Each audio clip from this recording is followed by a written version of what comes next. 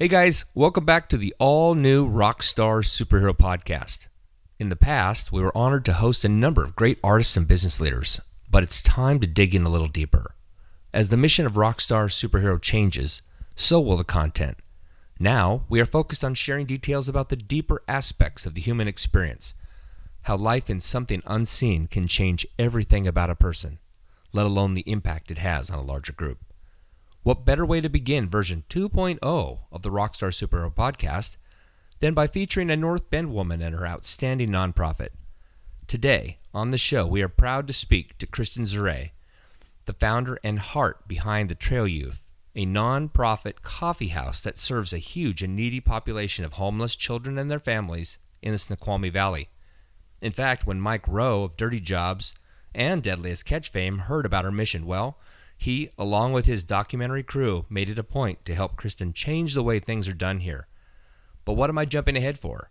Stick around and enjoy the story of Kristen Zuray and the Trail Youth today on the Rockstar Superhero Podcast.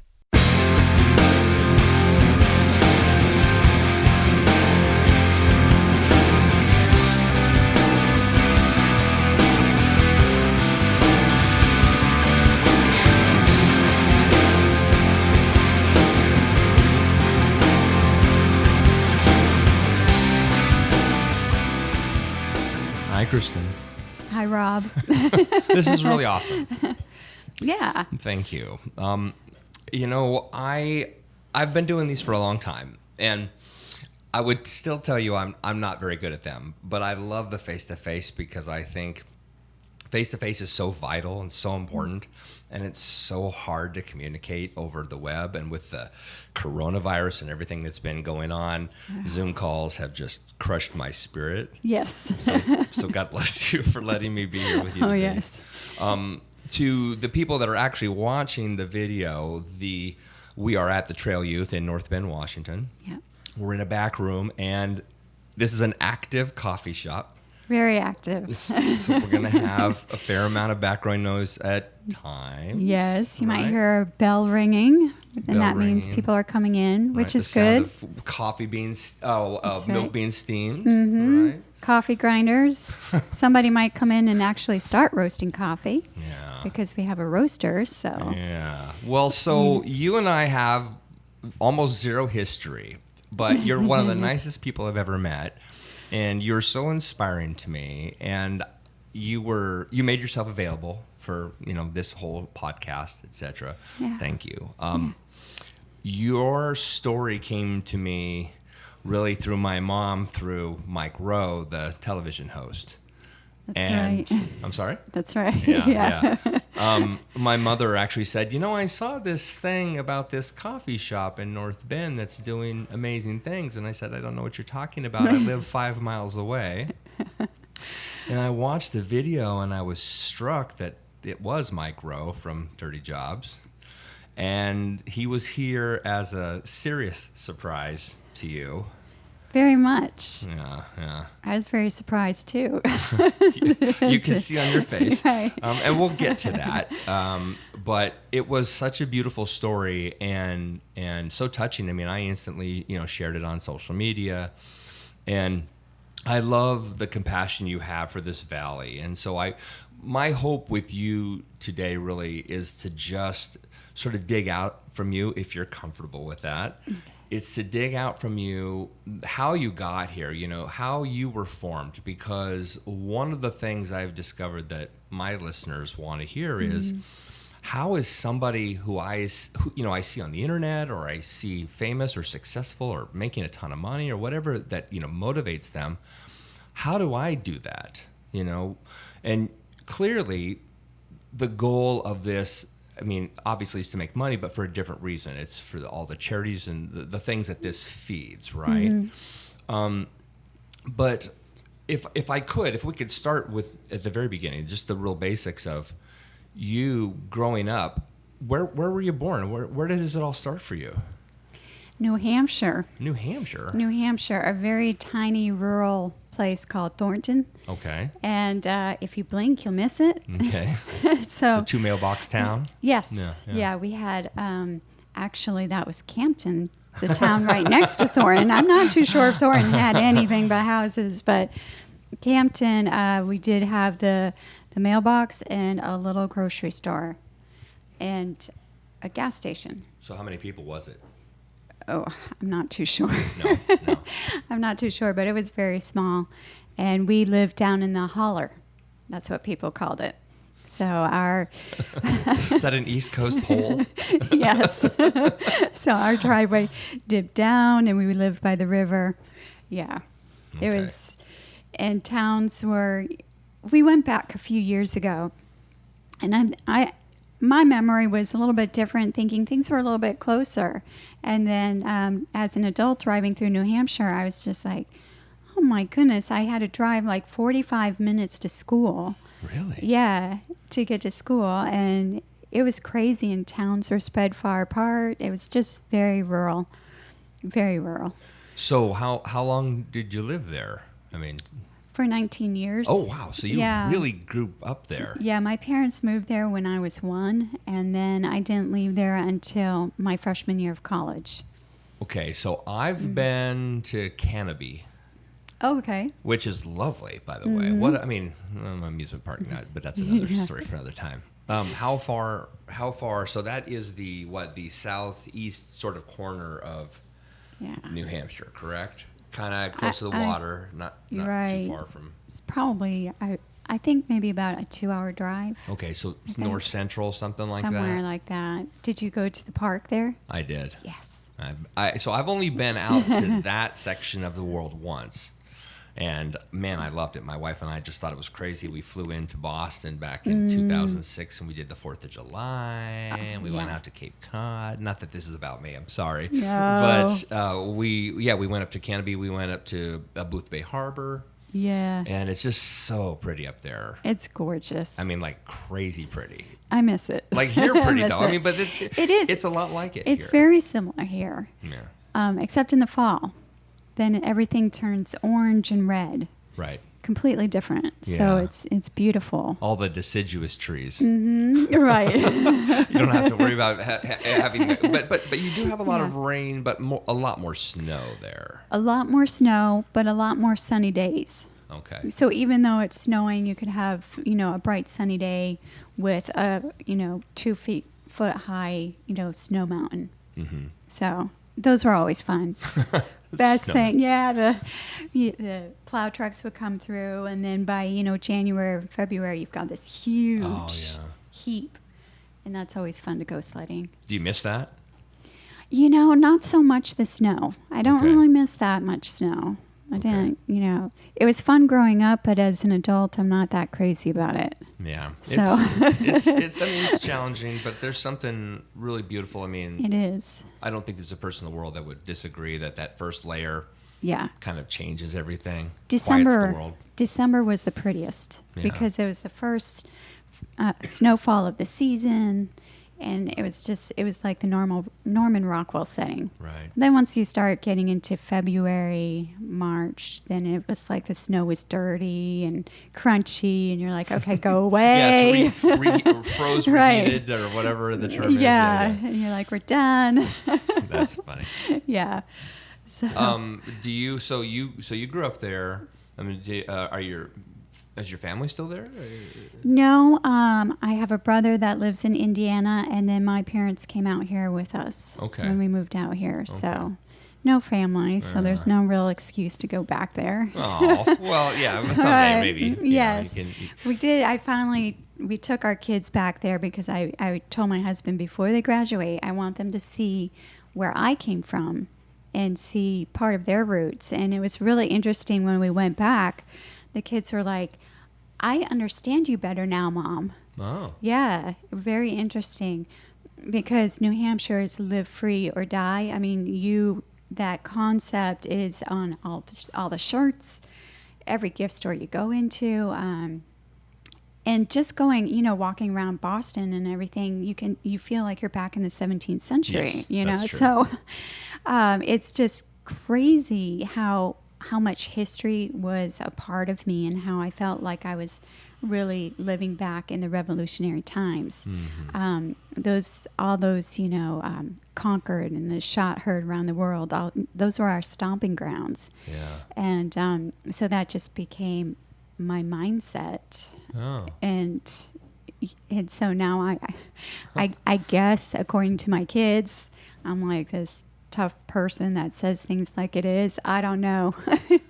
But they were just like, we understand you now. Yeah.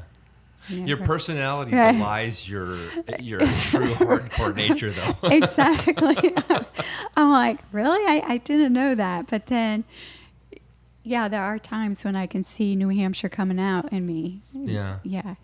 It's interesting how that works, how we're made and how we're formed and where we grow up and who we grow up around. It's insane. Of course, that's the whole point of all of these interviews, right? But it's insane how different we are and how completely just different our mindsets are created from all of that. And a lot of it is just local culture. It is. You like you hear about Yankee ingenuity, and that's make do with what you have. Look at the resources you have and create something from it. And that is playing a part today, you know, for me. Yeah. So do you feel like you have a common theme in your life, a run through of something that really defines you, a certain behavior or a mindset? Yeah, I think it's when life gives you lemons, you make lemonade. And so I am finding that all of the ashes in my life, God is using to make something beautiful. Or at least I'm hoping it's something beautiful. Sure. It's not, when he says that nothing is wasted. When you're going through hard, difficult times, you think, I just went through this. What was the point? What was the purpose? I just wasted so many years of my life or whatever. It is, God brings it back full circle, but he turns it around to something positive. So that's been the theme in my life. Yeah. Just love stuff. Yeah, no, I think it's beautiful that there's obviously, knowing the Lord and understanding grace, that's a huge component. But it seems to me that, what you just shared says, yeah, I know that grace exists, but for me, if I'm going to stumble, what I really care about is that ultimately he has it in control. Yeah. Right? It actually throws me off a bit, only because I have found myself in the past, say, 10 years, so much around people that see it the opposite, that there is no hope and that God doesn't care. There was a time in my life when it felt that way. It felt like everyone had abandoned me. I felt like God had given up on me. I felt like he was angry at me, even though he wasn't. But when you get to that deep despair and you can't see your way out of it, I just remember that time talking to God and saying, okay, if you're even listening to me, then I'm just going to give you one more day to respond. And if you're not going to respond, then I'm checking out of life. Really? Because I can't live life without you. But the way this is going isn't working either. And so you gave God an ultimatum? I did. Kinda? I did. Wow. And he responded. Within a few minutes after that, I went to work, and it was an abusive work situation. And for the first time, my boss actually treated me with dignity and grace. And I thought, wow, I wish I could be a fly on the wall between the conversation God must have had with him, Yeah. What was that? And from that point on, even though things didn't get 100% better, they became manageable. And then God would send little things, not these big, huge, I'm hearing you type things. I had to really look into the small things and see God's hand in that. And I could then tell that he was listening by those small things. And we went day to day on that. I'm like, okay, you got my attention. Wow. We'll go one more day. All right, we'll go one more day. Wow. And then eventually that led on. So was there a, I don't want to put quotes around it, but was there a fix in that situation? Like, obviously the person you worked for changed how they were treating you, or at least maybe temporarily. Right. But I don't know, how can I explain it? Was there did it remain? Did they just kind of completely flip around and it was a 180 and it was just a whole new world and a new environment for you?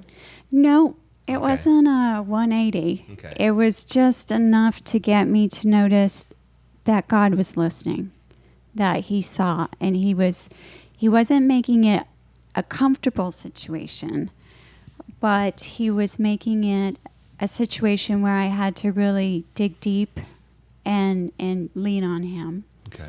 And then he started talking to me in those times. He started showing me, hey, Kristen, while you're doing all this work, be thinking about how this can be applied to the future trail youth. Wow. And so when I started looking at it through that lens, then showing up day after day became bearable. Wow. And I could take notes and I could learn, and all through the eyes of trail youth now. Wow. Being like, okay, I see now the purpose of this. Mm-hmm. And even though it's not fun, he's preparing me for something. So that gave me hope that this wasn't a forever thing that I was stuck in, but that he was actually preparing me. So I figured that the harder I learned to listen and the faster I tried to pick up on what he was teaching, then the sooner I could get out. So I don't know if that's the case or not, but I was just like, okay, God, I am listening, and I am going to take in everything that I can, so that way we can move on.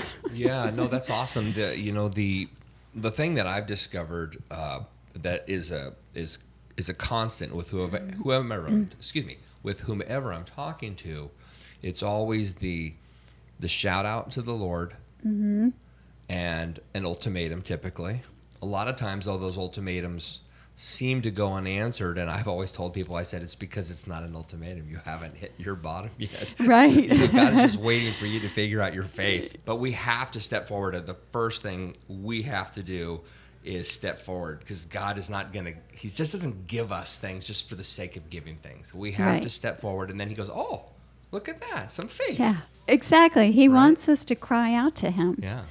Because that's an act of faith. And when he does, what does he promise to do? Yeah. Psalm, I can't remember the exact passage, but I love it. It's a beautiful picture where his child is crying out, and he jumps up, and the heavens, tremble at his running, and then he goes and he picks them up out of the waters from being drowned. Yeah. It's beautiful. Yeah. He comes to the rescue. It is beautiful. Yeah. But I think if you cry out and you give him an ultimatum, then you need to be ready to listen for his answer. And I think oftentimes people will just cry out in anger, but they won't listen for the answer, and then they miss out. I've done that. Yeah. And then they say, I've well, done that God a never lot. answered. Yeah. It's like, well, are you sure about that? Or were you just not listening? Well, I think we really want our answer. Yes.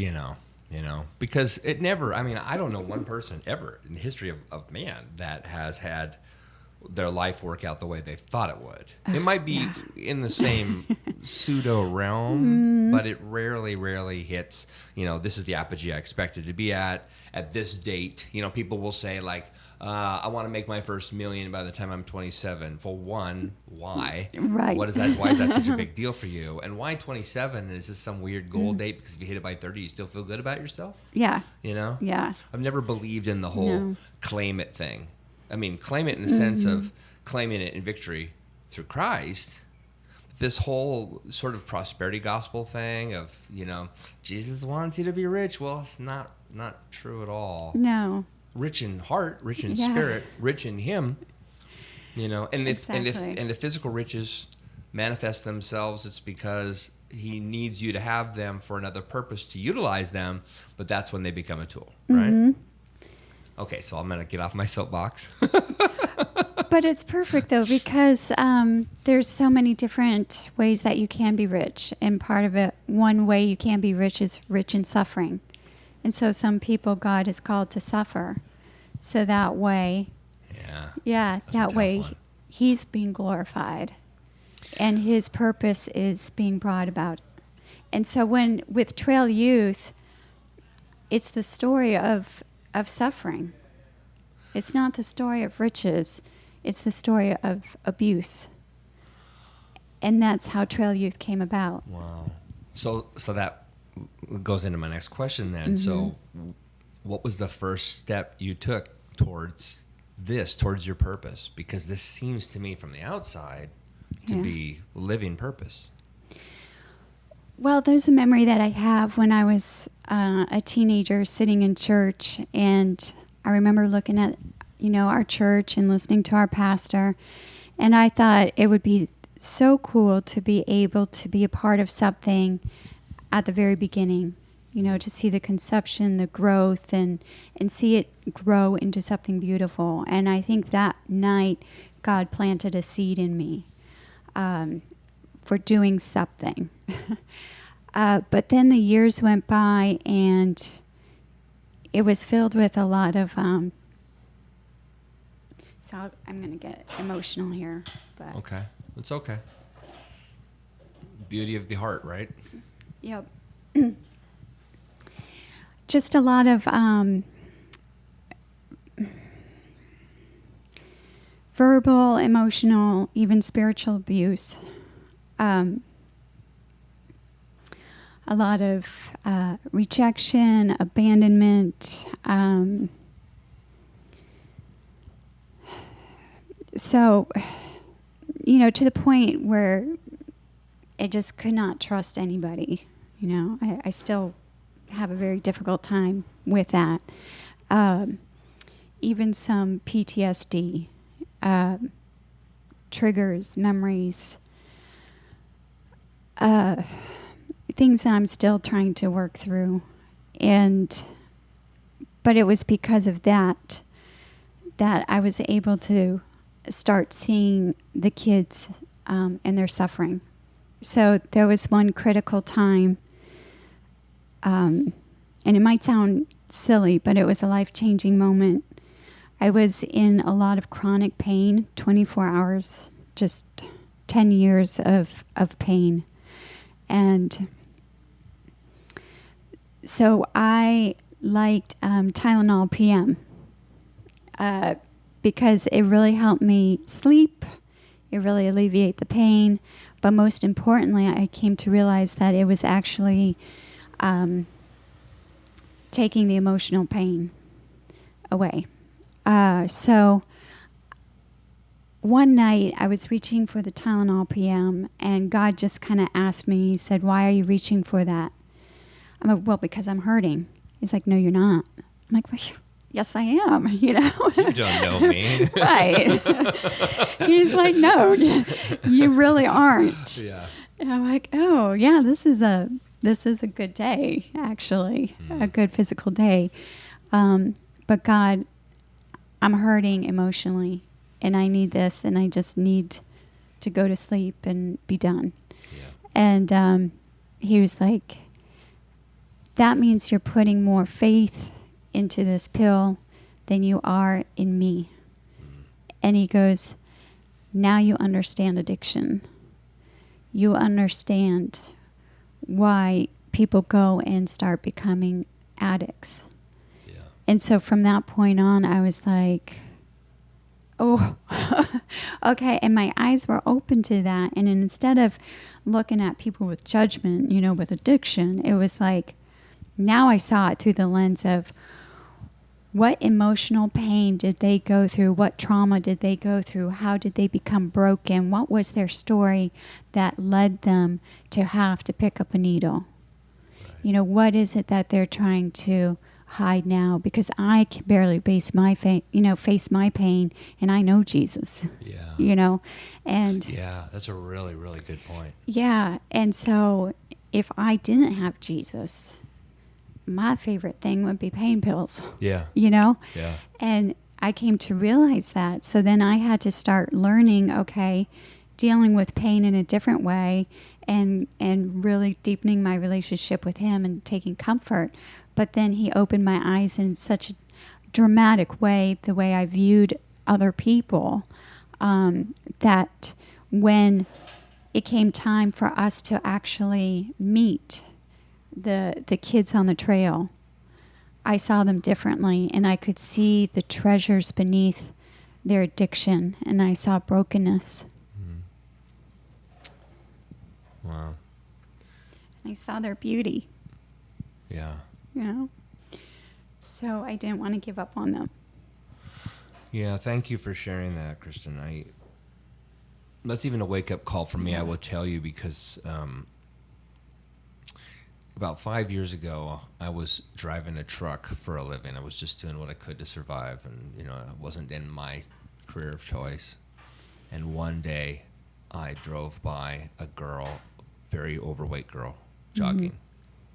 And the first thing I thought was, look at the fat girl. Mm-hmm. It's awful.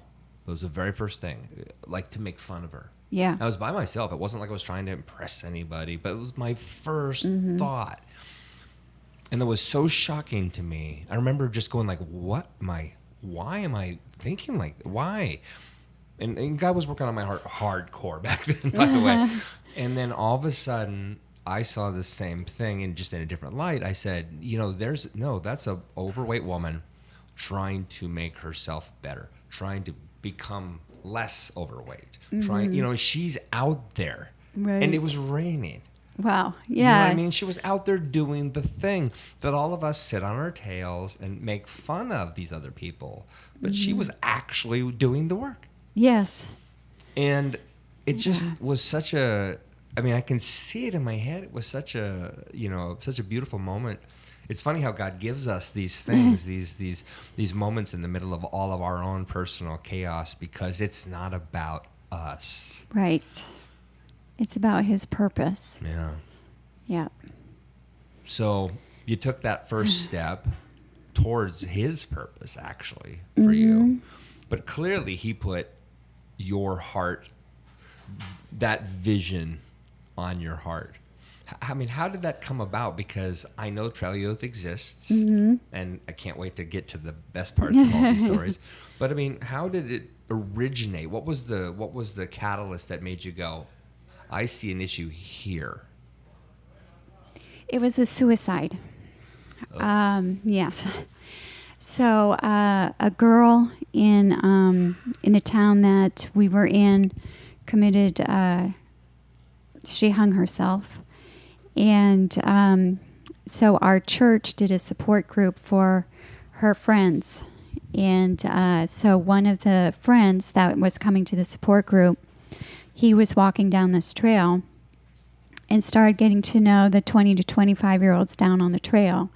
And he came back to us and said, hey, we really need to go walking on this trail and getting to know these people. They need to know Jesus. And so my husband and I were like, what? This is in our own backyard. We had no idea. And so we started walking down the trail. And sure enough, there was 20 to 25-year-olds there hanging out, doing drugs, prostitution, homelessness.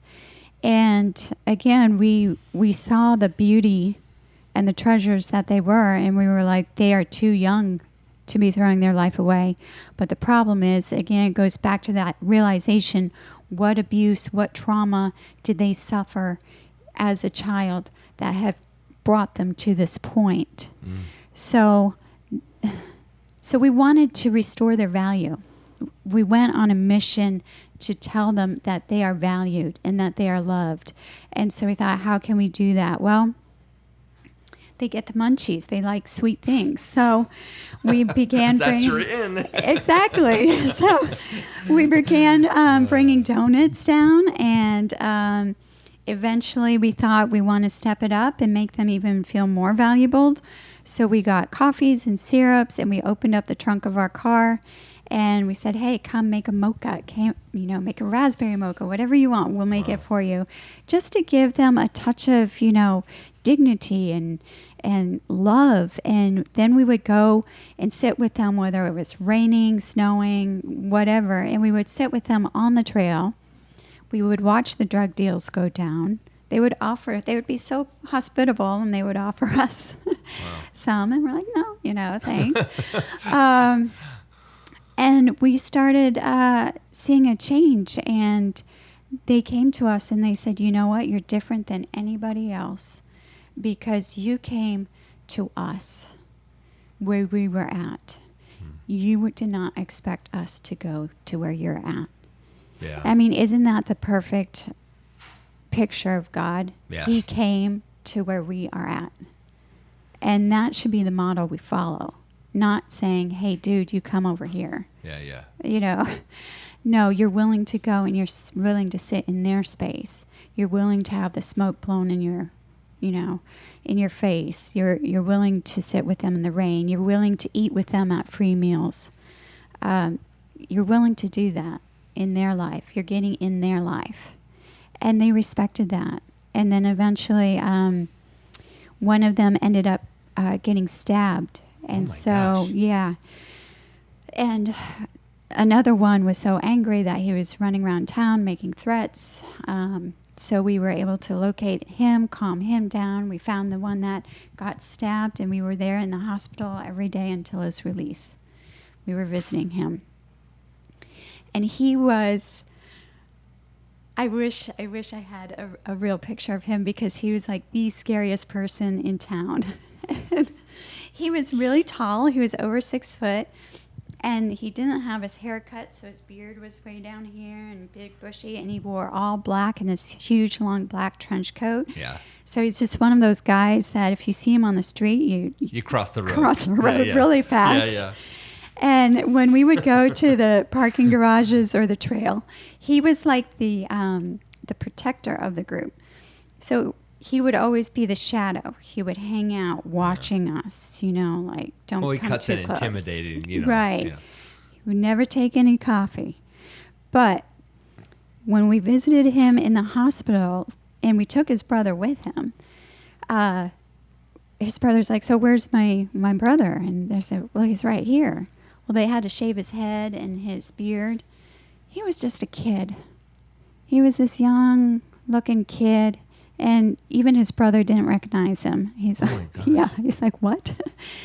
But because we were there every day, we have pictures of him coming up to us after free meals, and he left his friends, and he would hang out with us, playing a guitar, and we made a difference in his life. Yeah. Unfortunately, I don't know where he is now, but that was neat. And then there was another group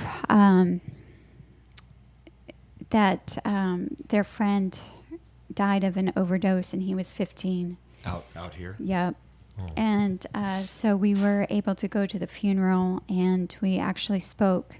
And the few little words that we spoke about their friend broke the ice. And then from that point on, we won that group over. And whenever we were out with the coffee, one of them would at least always come over and give us a big hug and talk to us. And then he was so proud the day he got hired by Amazon. He came over to us and showed us his badge. And yeah, and it was just really neat that we could make such a difference by just going to where they're at. Yeah. We didn't need to have $1 million. We didn't need to have investors. You just took action. We just took action. And the amazing thing is that the coffee came rolling in. The donuts came rolling in. A local donut shop, Krispy Kremes, heard what we were doing and said, hey, we want to provide the donuts. Wow. Other churches heard what we were doing, and they would supply a continuous amount of coffee for us to make, and syrups and everything. God brought it in. Yeah. So when did this all start? When what year was? Not to go back to the suicide because it's obviously clearly painful, but when was this trigger? When was it snapped for you? I think it was. Now I get my years mixed up, but I think it was 2014. Okay, it's a long time ago, though. Yeah, 2014. And Trail Youth as a location to come as it stands now, was that 2017? That was 2018. 2018. Okay. So was there a written plan in any of this, or was it all just walking by faith? It was walking by faith. So I called it God's scavenger hunt. There was no written plan for it. It was just God dropping a person in my life. And then I would go into meetings having no clue what I was supposed to be saying, no clue what I was supposed to be asking. I just knew I had to meet with this person. And I would sit down with this person. I'd be like, okay, God, why are we here? Kind of like us today. Exactly. You just let me in, just this crazy guy off the street. It was a little nerve-wracking at times. And so it just went like that.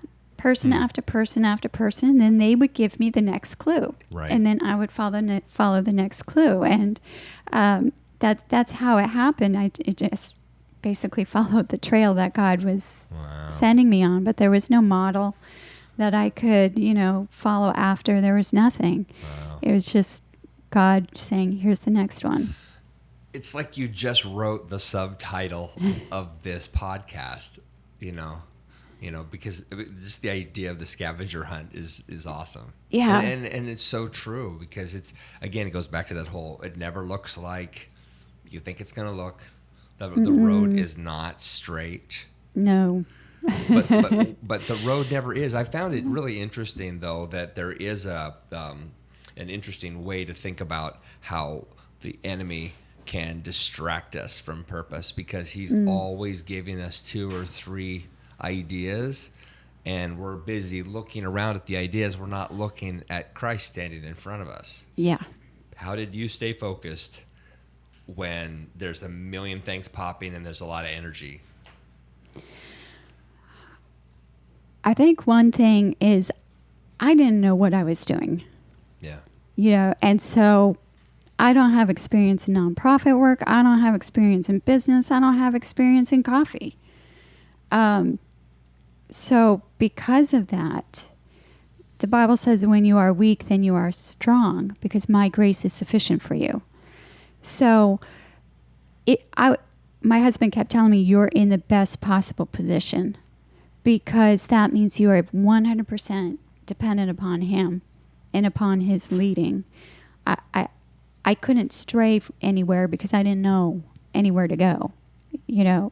So I had to really be, talking to him, being dialed in with him. How are we doing this? Who am I supposed to meet with next? What's going to happen? You gave me an idea. Okay, I'm going to run with it until you clearly say, nah, we're done with that idea. So like in Issaquah, we thought we would have the coffee shop in Issaquah. And so we started pursuing a building. But then at the same time, another group came and they wanted to start a coffee shop, a nonprofit coffee shop. And at the same time, the city did a big push and they trespassed all of the young adults that we were working with. And so they scattered to, Seattle and Renton. And so we lost touch with them. And we thought, what, after 3 years. All that work, and it was just barrier after barrier. And so the Tanya and Wendy, who at that point joined up with me, we just decided, let's take the summer off. And maybe that was it. Maybe God just wanted us there for a time to make a difference in that trail and to make a difference in those kids' lives. We'll take the summer, we'll be praying and see if God opens things up. And so during that summer, I think about halfway through the summer, I got a phone call from someone out in North Bend and Snoqualmie saying, hey, we have some issues out here and we have teens out here, can you consider doing this on the trail out here? Well, this is where my kids are growing up. This is where Tanya and Wendy live. Right. So we thought, well, goodness, yes, all right. Here's another clue. Right. Let's sit down and have a deep conversation with them. Okay, that sounds promising. Sounds like there's an actual need. I went and met with Tanya and Wendy, and we have a picture of us sitting in Starbucks. And we're just kind of doing cheers, like, okay, we're all in it. We're going to go for this. And then the next clue was something really crazy that happened. I was invited to go to this homeless forum to discuss the homelessness out here. So I went with the intention of just listening and learning about the community, and I did. And at the very end, all of a sudden, I just felt this need to speak. And I'm just like, I don't know these people, and I don't know what I'm saying. So, Awesome. Okay. And then I just found myself kind of blurting stuff out and being like, well, this is where we would come in. You know, I was able to see the hole in the community. And I said, well, this is what Trail Youth does. And we can fill this hole. And the weirdest thing happened. The whole demeanor changed. And everyone just started chatting and getting excited and talking. And I was just like, Yeah. What just happened? And then when the meeting was over, a local reporter came rushing up to me, and he's like, when you spoke, everything changed in the room. I want to talk to you. And he started interviewing me. And from there, God just continued opening the doors. And then I was asked to speak at this Healthy Community Coalition out here. And I've been to a lot of these meetings, but this meeting was packed. I mean, it was packed with all these different officials, city officials, people from sheriff's departments, law enforcement, everything. Well, now I'm freaking out because I don't know exactly what I'm supposed to be saying to them or how, because I still don't know the model for Trail Youth, you know? They're like, impatiently waiting to hear your story, right? Where are you going with this? Exactly. And so they had one person from an organization in Redmond, and he went first. And the whole time I was praying, God, this would be a really good time to give me the stomach flu. Can you do this? You know, I'm not a proponent for this, but please make me vomit. Please get me out of this meeting. You have to do this. Oh, that's great. And of course he didn't. And then it was my time to speak, and I was panicked because I didn't know. But the Holy Spirit just spoke. And it was one of those moments where I got to listen in to what was being said and going, wow, that's a really cool idea. It was in that moment that I received the model for Trail Youth. Wow. Not before, but when I had to speak publicly. Yeah. Wow. That's such a God thing too. It is. Okay, so check this out. I'm going to wait until the very last second. Yeah. And I'm going to give you everything you need, but I need you to go first. Exactly. Keep going first.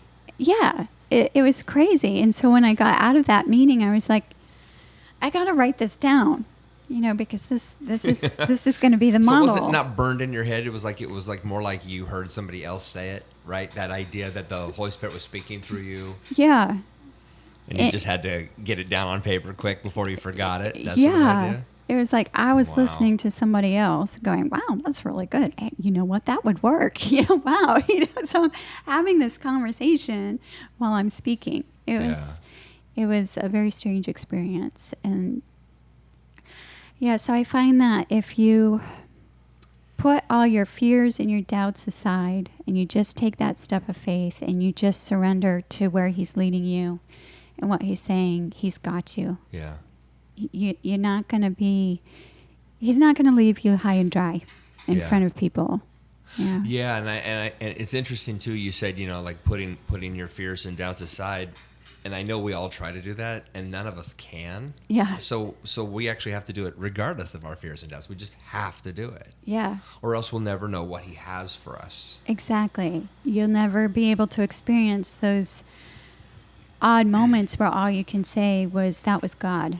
Right. You know? So we got to get to the cool stuff here. So when it came to Mike Rowe, I kind of want to, I would obviously love to know the whole story behind that, but clearly Mike, very well known, Deadliest Catch, Dirty Jobs, all these different things he's done, iconic voice, famous for basically just being handsome. He's just kind of got it all going on, right? So he has a lot of impact, and a lot of people follow him and really love his heart because he's just impassionate, seems to be a fairly conservative guy, all these things.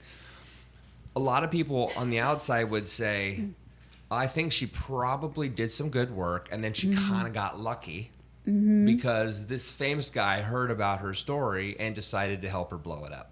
Yeah. So what's your takeaway from that feel? I know you've heard this.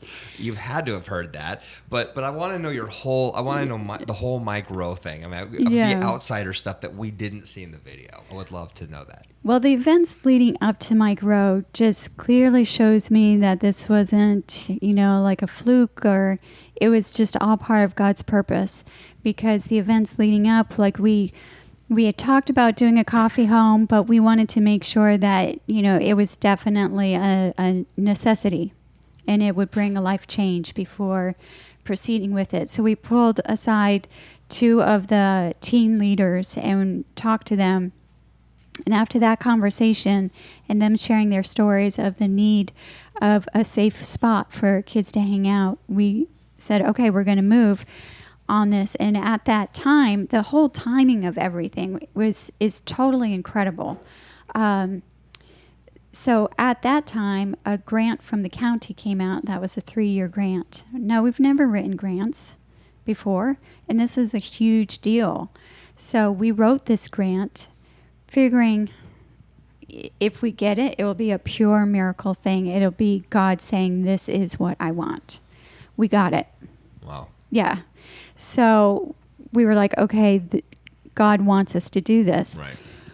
Well, we started looking at property, and we wanted, our criteria was that the property had to be within walking distance of the alternative high school, where we were working with a lot of the kids. And we found this piece of property, but we couldn't find anyone who represented the property. Well, one day, my son had a sleepover, and we had the kids come to our house for the sleepover, and then the next morning, the moms came to pick them up. So one of his friend's mothers was standing there in my kitchen, and we started getting to know each other, and what do you do? And she said, I'm a realtor out in North Bend. And I said, really? Well, would you know who represents this property? And she says, I do. She goes, and this is the only commercial property I represent. I do residential. Yeah. And from that moment, I knew that this was going to be our building. Yeah. So then somehow people rallied around. I don't remember the specifics now, but they were able to connect us with the right realtors to represent us, and we were able to work out this fantastic deal. So in February, we signed the lease. Right immediately after we signed the lease, I get this bizarre phone call from New York saying, hey, we're just a small documentary. We're tired of all the negative stuff on Facebook and social media. We really want to highlight, the good in the country and get people thinking positive. And I was like, well, I can get behind that. That sounds cool, but, and plus it's a startup. We're a startup. I want us to help support a startup and be like, sure. Well, then they started having me, do this like screen test. Yes, a screen test. That's so awesome. So I was just like, are you acceptable for television? Right. So I'm there on my laptop doing the screen test to New York, and I started talking about Jesus, and I was like, yeah. I said, I thought, I'm going to test the waters. If this is something God wants, fine, but this is how I'm going to test it. And I threw out the name Jesus. And I was like, that sealed it. I won't hear from them anymore. Yeah. A few days later, I get this phone call. They're like, okay, we want to come out and film you. Wow. I was like, that was not the answer I was expecting. Yeah. But you were asking for that. I mean, you really Right. wanted this to happen if it was supposed to happen. Exactly. This wasn't a Lord, please give me stomach No. flu again. No. Okay. It was like, if God wants this and he's in this, then okay, I'm going to roll with the punches. So Right. I was like, all right. My thing is, I will keep going and going until God puts a stop on it. So that was my attitude of like, okay, what's the next step? Well, next step, you have to sign these documents. I don't like signing things that I'm not aware of, you know? Yeah. So then we had to call the document place. Are these people legit? Oh, yeah. No, they're totally legit, and this is a normal thing. So you didn't know and- who any of these people were outside of they showed interest in your Right. project. Yeah. Nobody said the name Mike Rowe. Wow. So it was a complete surprise, very hush. Well, in the meantime, without me knowing about it, my next door neighbor was our contractor, and he was already starting to draw up the architectural plans and looking at this building. Well, he gets the phone call from the show, and they told him, "Hey, this is what's really happening. Can you do this, and can you do it in 2 weeks?" And he's like, "Let's do it. Never done this before, but let's do it." Yeah. So he gets his team around, and he leads me through the building, and he says, "Kristen, there is black mold, and it's like the worst kind of black mold ever." And I'm like, "Oh, That's like game over stuff too. yeah." I'm just like, figures. Okay, I'm just going to ride this out. God's in control. He'll provide the money. And then it was, "Kristen, they have people sitting here on the property inspection control, so don't even come down because they will fine you thousands of dollars if they catch you snooping around. And then not only that, this could potentially shut down Scott's Dairy Freeze." And Which right. for listeners who don't know, is literally attached to this building right next door. exactly. And it's an iconic burger place. You do not shut down Scott's Dairy Freeze. Well, that did it. I made sure I didn't come anywhere near the place for the 2 You weeks. didn't sense anything. No. That's so great. Yeah.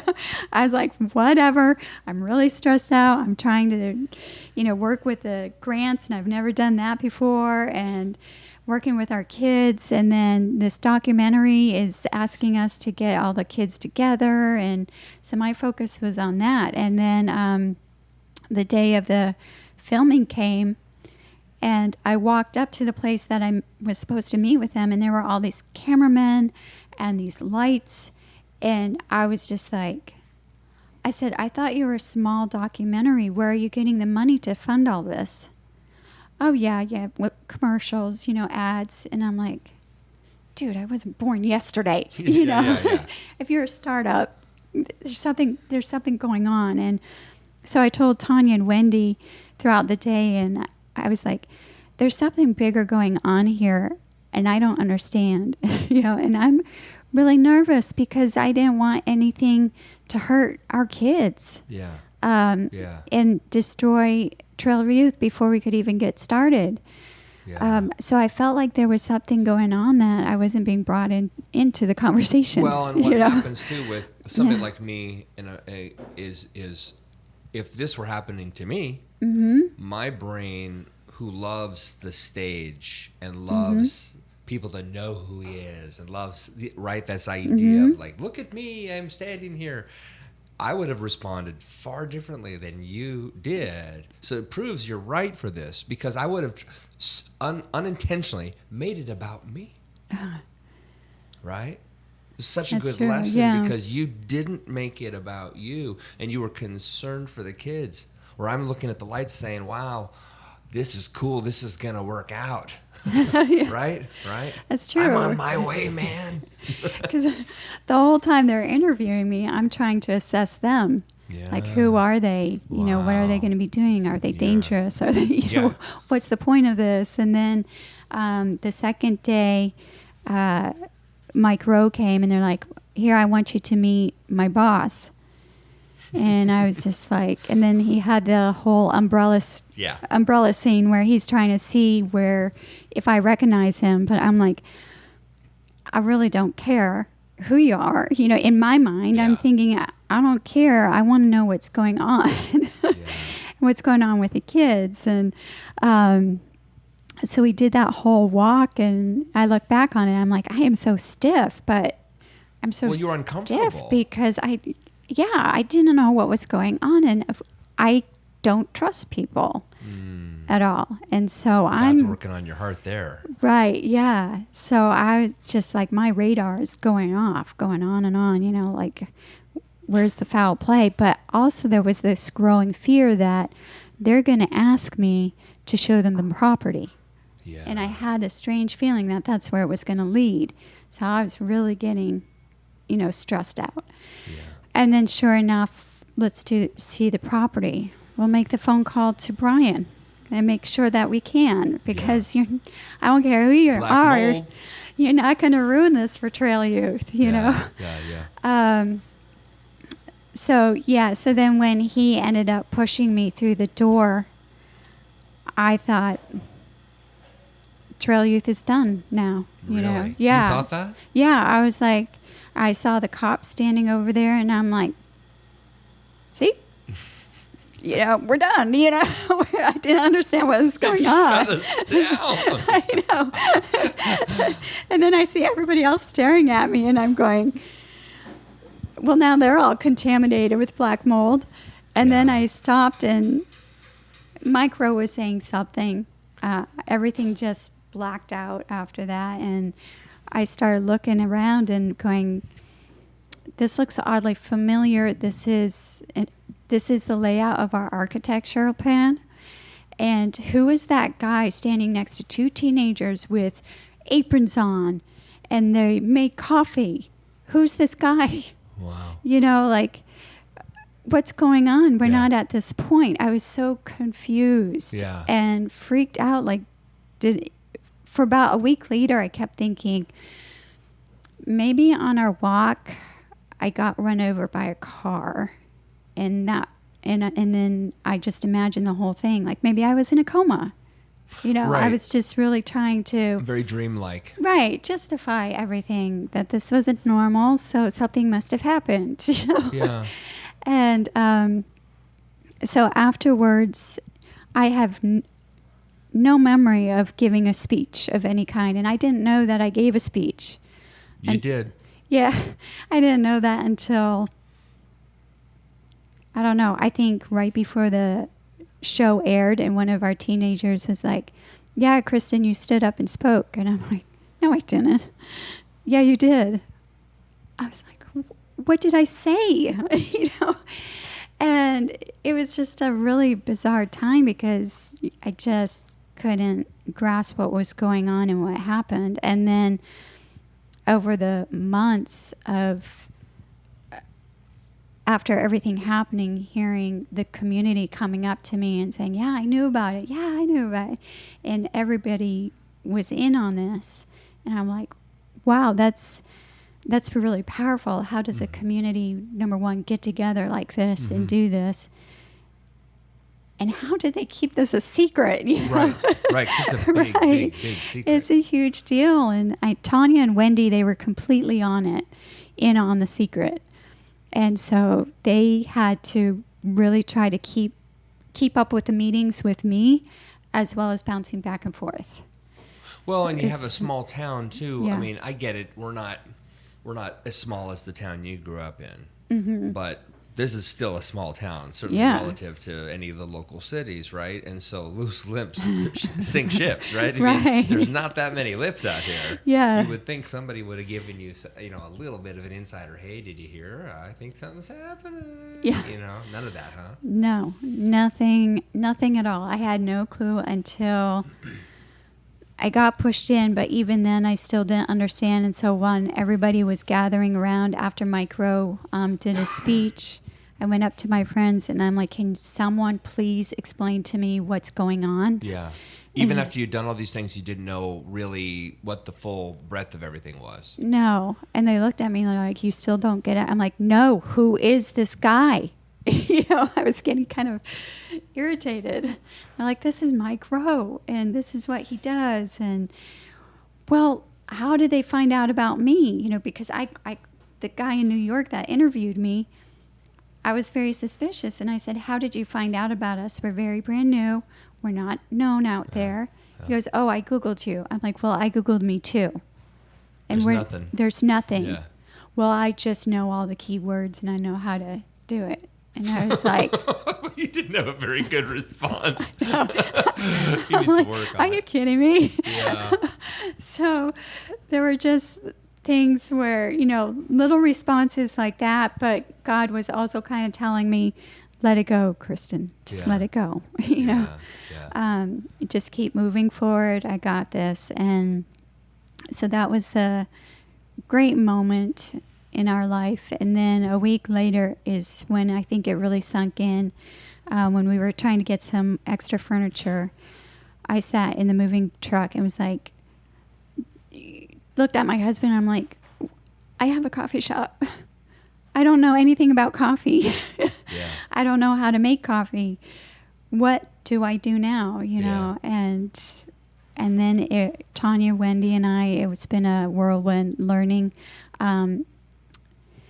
Apparently, we like lots of challenges at one time because not only we decided to deviate from the original plan of just being a nonprofit, which we would be open in the afternoons.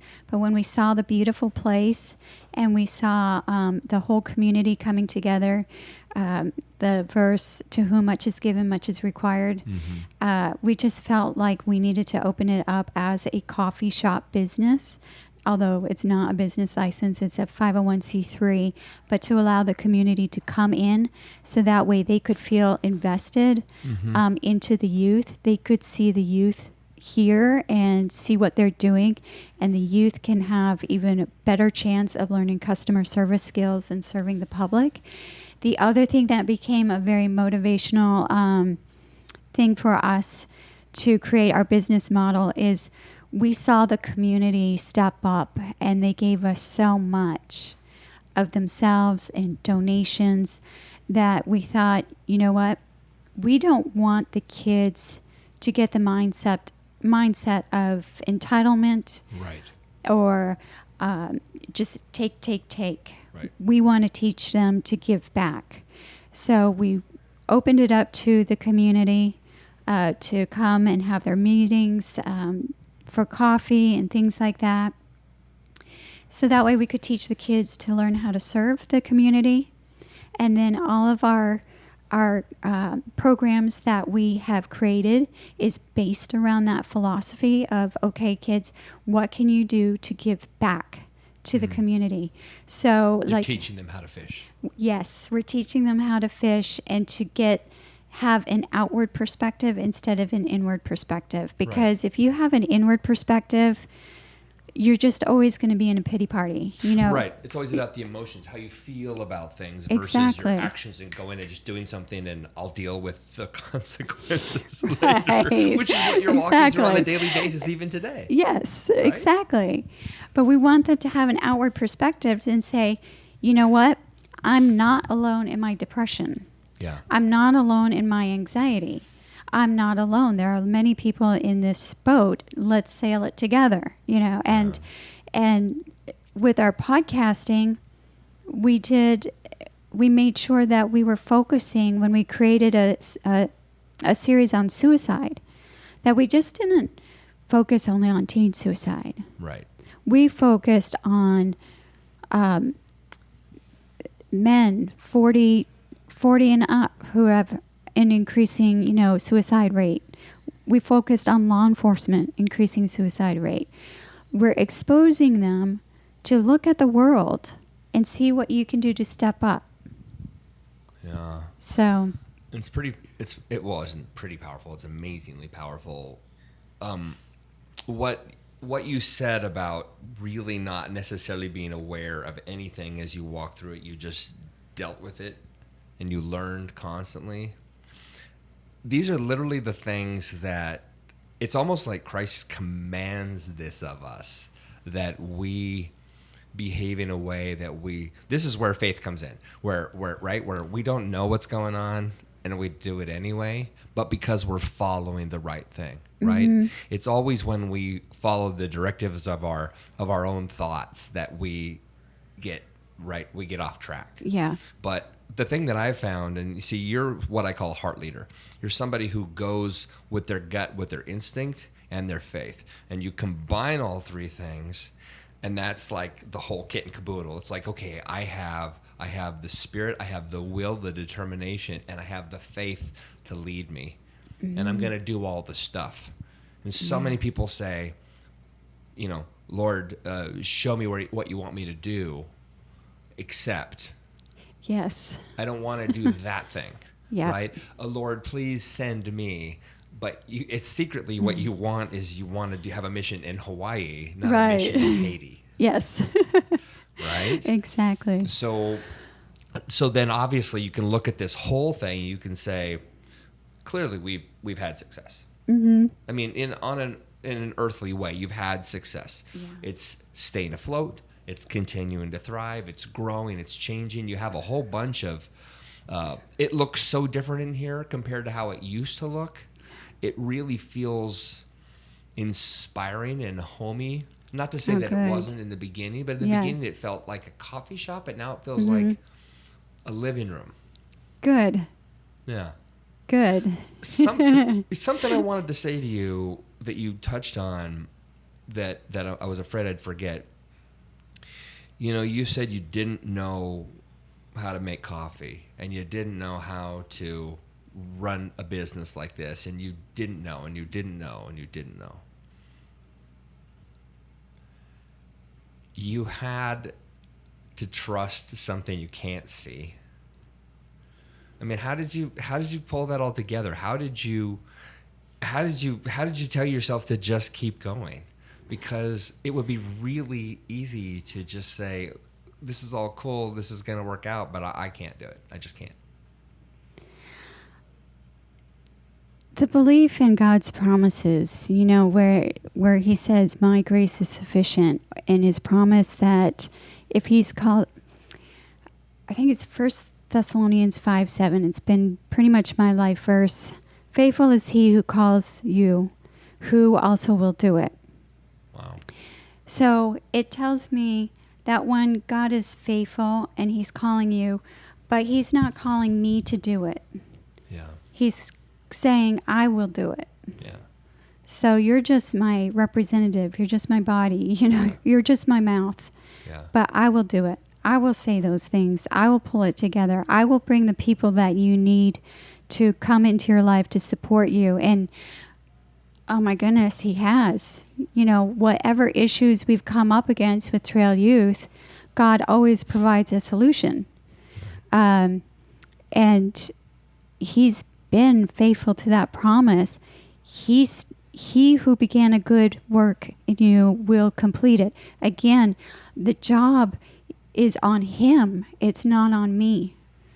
And so that's what I have really come to rely upon is, okay, he's calling me to do this, but I'm not the one that's actually doing it. He is. Yeah.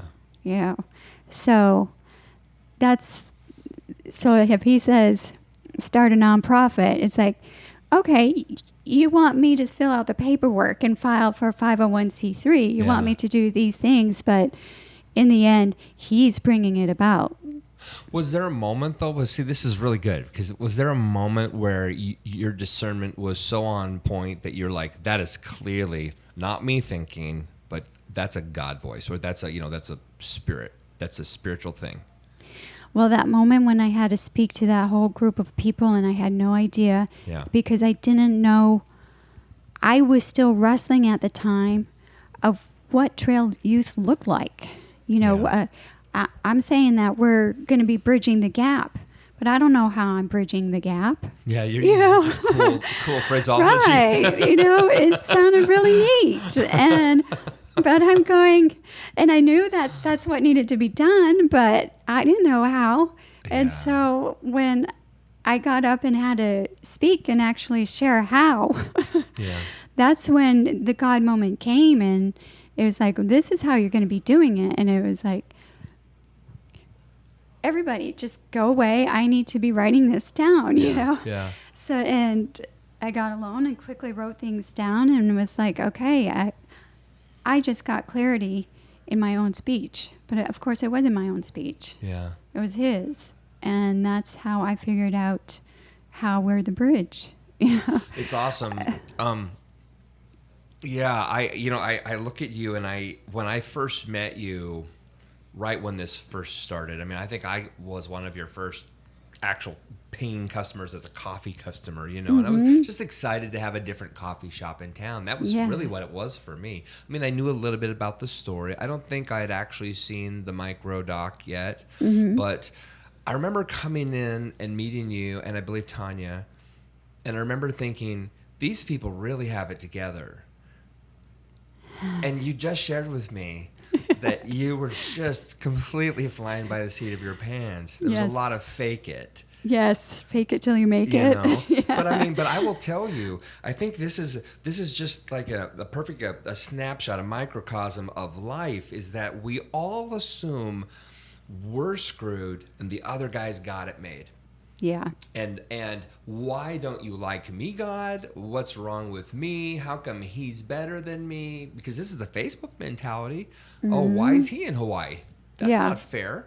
I haven't traveled since 2008. That kind of thing, right? Exactly. And I look at you and you're telling me, I don't know what I'm doing, man. I just do you feel like you know what you're doing now? Oh, goodness, no. No. This has been this year has been extremely challenging, even more challenging than 2018 when everything opened, because I've been thrown into the world of IT. Oh. And how so?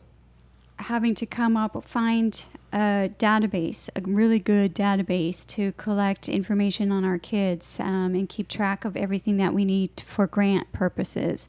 Learning how to collect the right kind of data, where to store it, learning accounting and bookkeeping, learning HR, and still trying to create the HR manuals and policies and procedures. We're still in that process of growth there.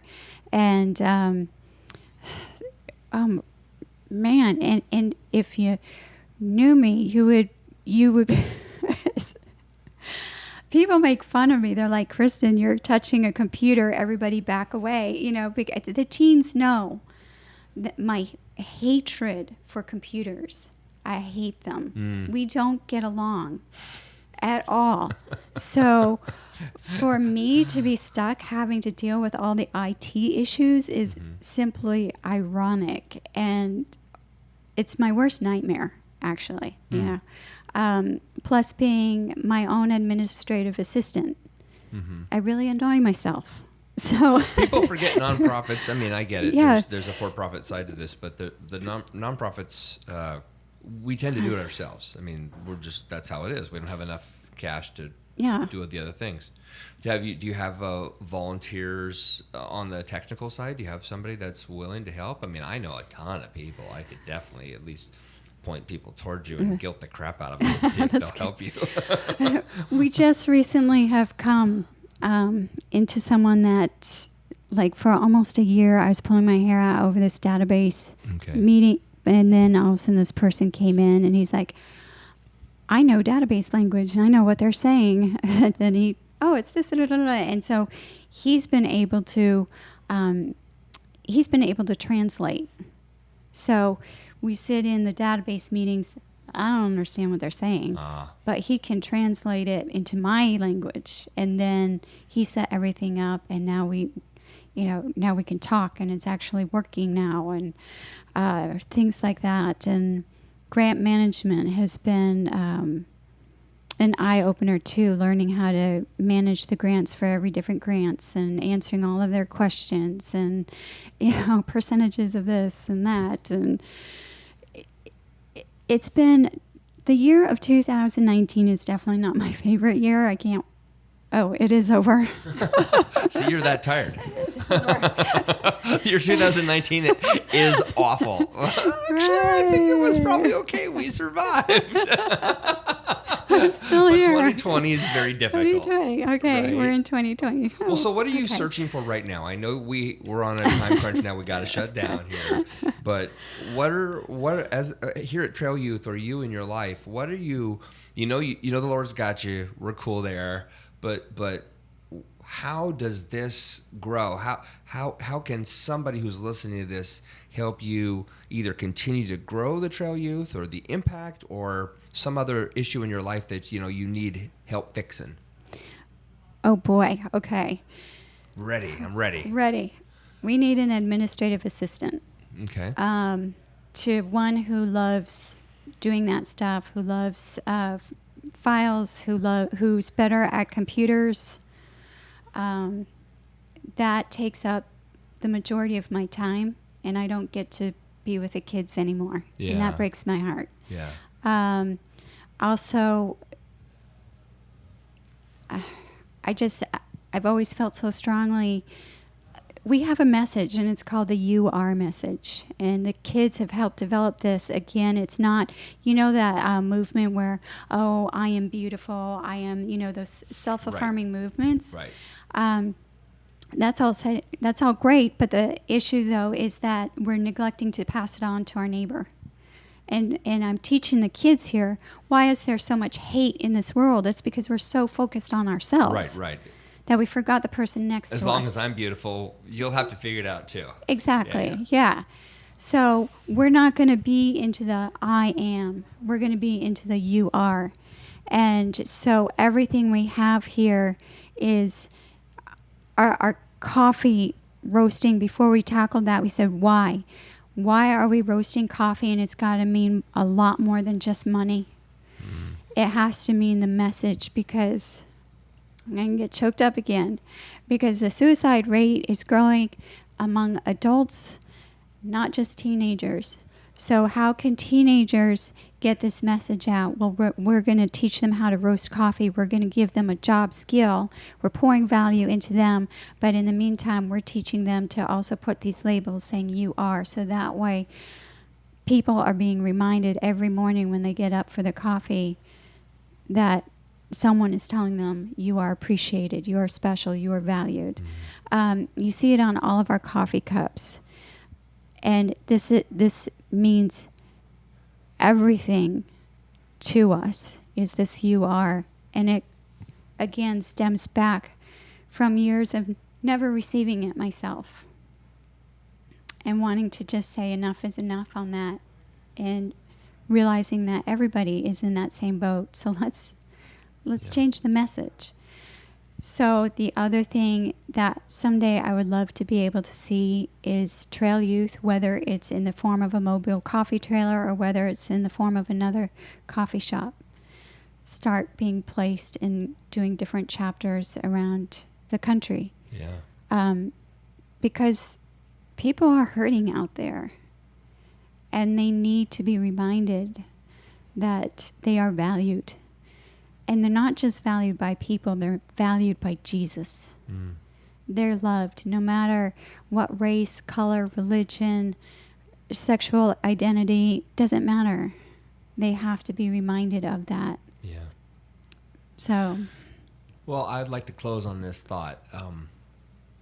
A church I attend, the pastor speaks all the time about agape love, the impossible love of Jesus, because really only God can love us in a way that is unflinching and uncompromising, because you and I, we can appreciate each other, we can love our strengths, but we kind of struggle through our weaknesses, and God loves us probably, I would almost say, even more in our weakness, right? He just loves us at our softest and most broken. And you are demonstrating the exact thing that we are commanded to actually do, which is love our neighbor as ourselves. Because we clearly, boy, do we love ourselves, right? And I've heard so many people say, well, it's so hard to do more for others. I'm like, you have just as much bandwidth, man. Yeah. You just need to turn the focus in the direction, towards others. If there's any sort of like one final recommendation, what would you say? How would you say to when you bump into somebody you can see is hurting? right now, you're walking past a homeless person, what would you tell listeners to think or consider about that person? Consider their story. They didn't get that way for no reason. So look beyond the appearance and try to find out their story. And even if you can't dialogue with them, you know that there's a story. There's a story of some kind of abuse, as a child. Something happened to make that person just give up on life. So instead of looking at them as judgmental, look at them with compassion. Don't enable it, but at least be compassionate and say, hey, there's someone who does love you, and that's Jesus. And I can say that you are valued because Jesus gave his life for you. He paid a great price for you, just as he did for us. He did the same for that person. And so a motto that my husband and I have is through heaven's eyes. So we always try to look through heaven's eyes, because it's so easy to be down here on earth and get caught up on everything and get the earthly eyes and fill our life with judgment and anger and resentment. But if we put heaven's eyes on, we'll see it completely different. We'll see people who are hurting, but people who are very special and loved by Jesus. So why should we do anything different? And if we doubt our abilities, then I would say that look at the verse where he says, I chose I wish I had this verse completely memorized, but I use the foolish things of this world to confound the wise. And so God goes out of his way to choose those people that I never considered myself talented. I've always felt like I drew the short end of the stick on that, I'm not a gifted person. Sure you are. You're gifted in the heart. There we go. Gift. Yeah.